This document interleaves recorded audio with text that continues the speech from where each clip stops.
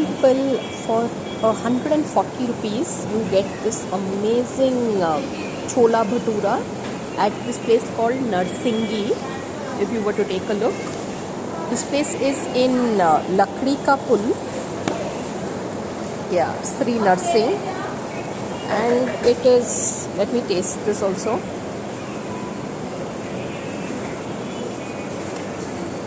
Yeah,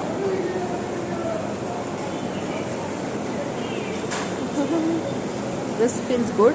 The ambience honestly is nothing to really speak of, but food, the food is divine. Oh wow, we have like water being sprinkled there.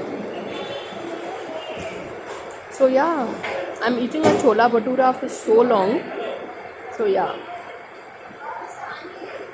truly people, if you all want a new experience, you all should visit Sri Narsing at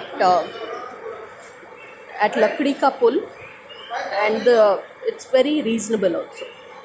So on that note, thanks for watching and please subscribe.